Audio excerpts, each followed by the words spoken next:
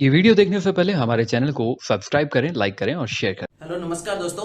तो आज की जो हमारी वीडियो का टॉपिक है वो क्या है? आज की हमारी वीडियो का टॉपिक है effects of balance of trade, यानी कि बैलेंस ऑफ ट्रेड यानी कि व्यापार संतुलन के प्रभाव क्या है। इससे पिछली वीडियो हमने ऑलरेडी बनाई है। उस वीडियो में हमने क्या देखा कि बैलेंस ऑफ पेमेंट और बैलेंस ऑफ ट्रेड होता क्या है, उसकी डेफिनेशन, उसकी मीनिंग को जाना।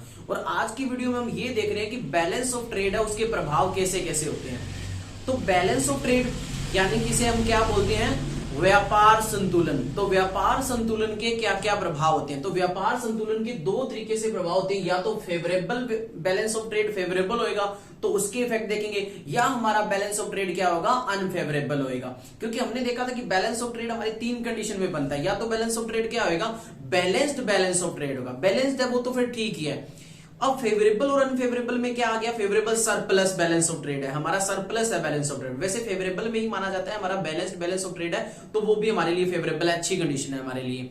लेकिन अगर वो डेफिशिएंट बैलेंस ऑफ ट्रेड है तो वो हमारे लिए क्या है? अनफेवरेबल। तो आज हम वही देखेंगे कि फेवरेबल हो तो हमारे लिए क्या इफेक्ट पड़ेगा हमारी इकोनॉमी के ऊपर, और अनफेवरेबल हो तो क्या इफेक्ट पड़ेगा। तो शुरू करते हैं। तो देखो भाई, अगर पहले हम देखते हैं effects of favourable balance of trade. Favourable यानी कि जब अनुकूल व्यापार जो हमारा संतुलन हो तो हम देखते हैं क्या प्रभाव पड़ता है। तो देखो, पहला देखो, improvement in the situation of balance of payment, कि अगर हमारा बैलेंस ऑफ ट्रेड फेवरेबल है ना तो उससे हमारा इंप्रूव होएगा, यानी कि सुधार होएगा। किसमें? भुगतान संतुलन में सुधार होएगा। भुगतान संतुलन में कैसे सुधार होएगा? क्योंकि बैलेंस ऑफ पेमेंट का ही एक भाग होता है बैलेंस ऑफ ट्रेड। हमने ये कल देख लिया था कैसे एक भाग होता है। क्योंकि बैलेंस ऑफ पेमेंट हम वो चीज होती है, वो स्टेटमेंट होती है जिसमें एक देश के निवासी पूरे वर्ल्ड के साथ एक साल के अंदर जो भी इकोनॉमिक ट्रांजैक्शन करते हैं उनको रिकॉर्ड करने वाली स्टेटमेंट बैलेंस ऑफ पेमेंट होती है।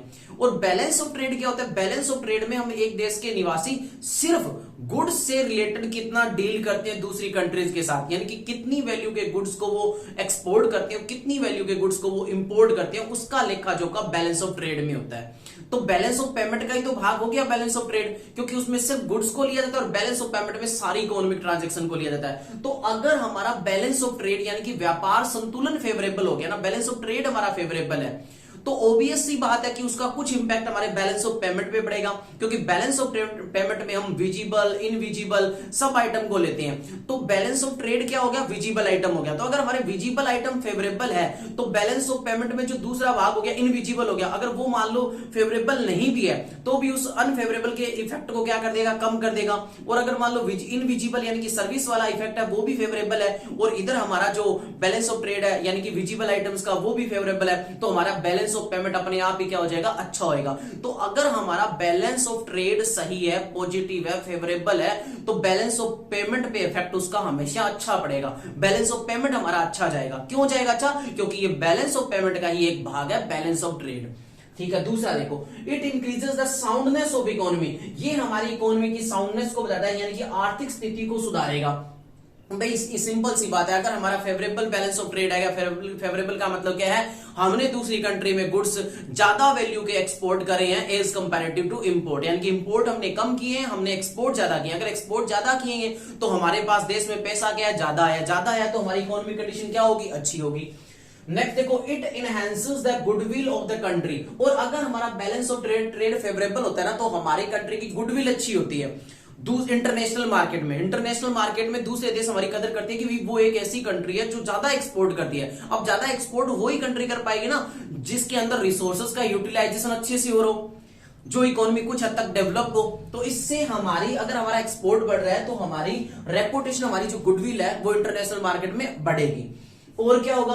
It helps in accelerating the pace of economic development. ये हमारी सहायता करेगी इकोनॉमिक डेवलपमेंट के पेस को बढ़ाने की, यानी कि हमारा जो आर्थिक विकास है वो तेज होगा। बिल्कुल होगा भाई। हमारा बैलेंस ऑफ ट्रेड फेवरेबल है। बैलेंस ऑफ ट्रेड फेवरेबल का मतलब है हमने ज्यादा वैल्यू के गुड्स को एक्सपोर्ट किया है एज कंपैरेटिव टू इंपोर्ट। अगर हम ज्यादा एक्सपोर्ट कर रहे हैं, ज्यादा वैल्यू के गुड्स एक्सपोर्ट कर रहे हैं, ज्यादा गुड्स एक्सपोर्ट कर रहे हैं, तो इसका मतलब क्या है कि हमारा देश अच्छा है कंडीशन में। और अच्छा है कंडीशन में क्योंकि वो ज्यादा से ज्यादा रिसोर्सेज पैदा कर रहा है, और वो ज्यादा जब एक्सपोर्ट करेगा तो वो ज्यादा पैसे कमाएगा दूसरे देशों से। ज्यादा पैसे कमाएगा तो देश की इनकम बढ़ेगी।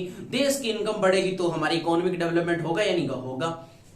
नेक्स्ट देखो, increase in foreign exchange reserve, और हमारे फॉरेन एक्सचेंज रिजर्व बढ़ जाएंगे। भाई एक्सपोर्ट ज्यादा करेंगे तभी तो फेवरेबल होगा। बैलेंस ऑफ ट्रेड का फेवरेबल होने का मतलब होता है हमारा एक्सपोर्ट ज्यादा होना, हमारी ज्यादा वैल्यू के गुड्स का एक्सपोर्ट होना एक फिक्स टाइम पीरियड में, जो कि जनरली हम 1 साल का लेते हैं। अगर वो हमने एक्सपोर्ट ज्यादा की है तो हमारे पास विदेशी अर्निंग क्या होगी, ज्यादा आएगी। फॉरेन की अर्निंग हमारे पास क्या आएगी, ज्यादा आएगी। फॉरेन की अर्निंग अगर हमारे पास ज्यादा आएगी तो हमारे फॉरेन रिजर्व क्या हो जाएंगे, बढ़ेंगे।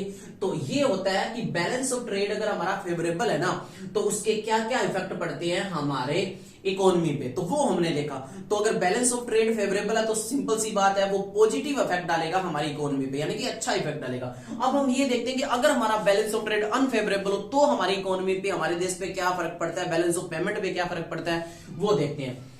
तो देखो, it increases disequilibrium in balance of payment. देखो सिंपल सी बात है, अगर हमारा बैलेंस ऑफ ट्रेड फेवरेबल है तो हमारा बैलेंस ऑफ पेमेंट के अंदर क्या आएगी, इंप्रूवमेंट आएगी।